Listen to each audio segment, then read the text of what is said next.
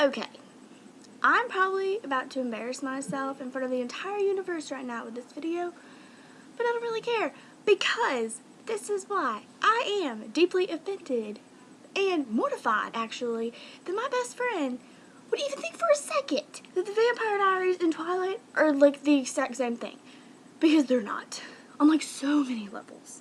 Because number one, have you seen Ian and Paul? Like, really? Compared to Robert Pattinson and Taylor Lautner? Like, no ma'am. Do not even say no. But that's just number one of the reasons. And then another really good reason, because, well, okay, I read the books, and the books for the Vampire Diaries are, like, kind of dumpy. I didn't really like them.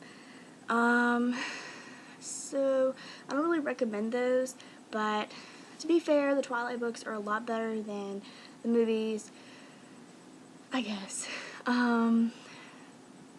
But no, okay. Number one, the action in the Vampire Diaries show compared to the movies is just 1,000 times better. Every episode, there's something awesome going on, and it does get better as it goes on, because you kind of have to get used to Nina Dobrev, who plays Elena. Like, I had to get used to her acting, because she was on a different show a long time ago called Degrassi, and she was a pretty bad actress on there, so I didn't really think she was going to do that good, so I had to get used to the fact that she was an okay actress, but she gets better. Okay. So, the action's better. The plots are so much better. Like, it's like non-stop. Like, when you think that a storyline is, like, dissolved, like, another crazy thing happens, and it's just, like, unending craziness. As far as the love triangle is concerned, I like this one better because, A, you don't have, like, they're fighting over her, but they're not at the same time. Like, Jacob Black is a disrespectful douchebag who likes to steal Edward Cullen's girlfriend, pretty much, and, like, pretty much makes her cheat on him, and, like, is just a total douche. Like, he calls himself a friend, but he's just a jerk. Whereas Damon is more so, he's just a tease, and he's just the dangerous one, like, to everybody. So the fact that he acts like that towards Elena is, like, no big deal. I mean, it is, but it's not. But it's, like, undertoned, like, you know what he's thinking type stuff. So, for me, I don't think that it's the same thing at all. And plus, as the story, as the show goes on, he just becomes a much more dimensional character. When I first started to watch the show, I absolutely hated Damon. Like, all of his redeeming qualities were so unredeeming to me. But the more the show goes on, the more his character evolves so much. And mostly because of Elena.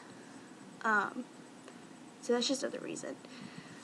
Another reason, Elena's friends, or, like, the supporting characters of the show, so much cooler.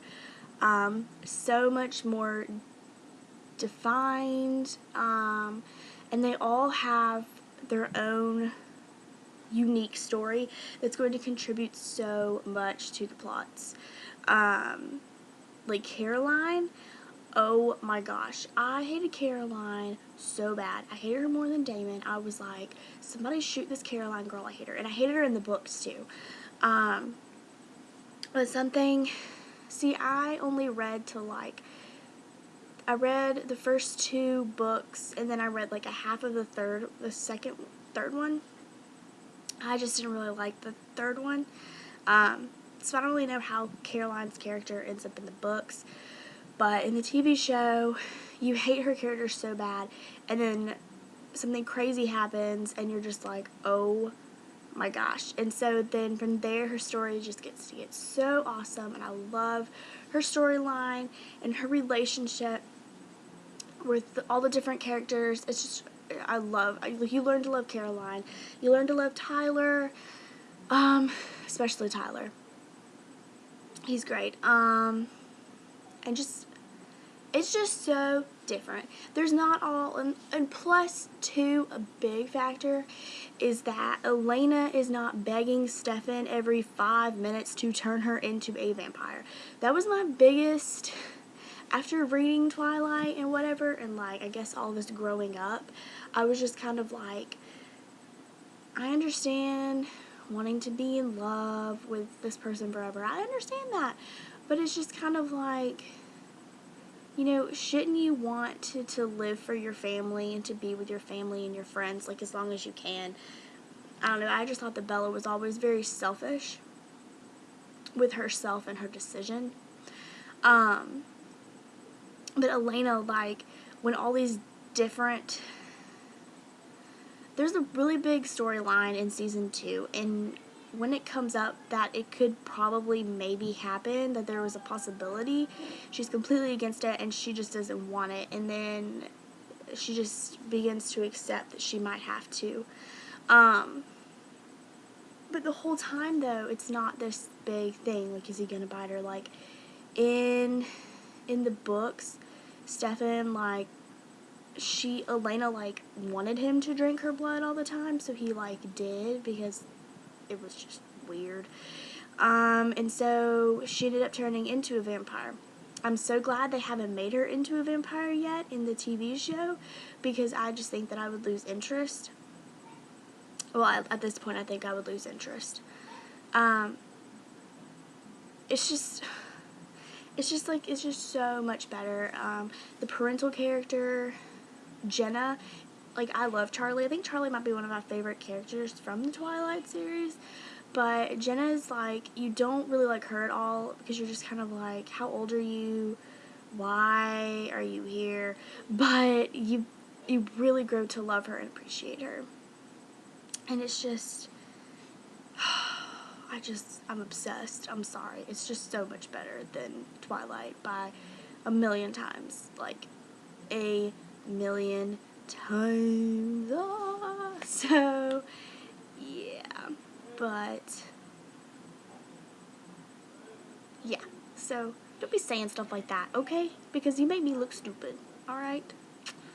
So, okay. Bye-bye.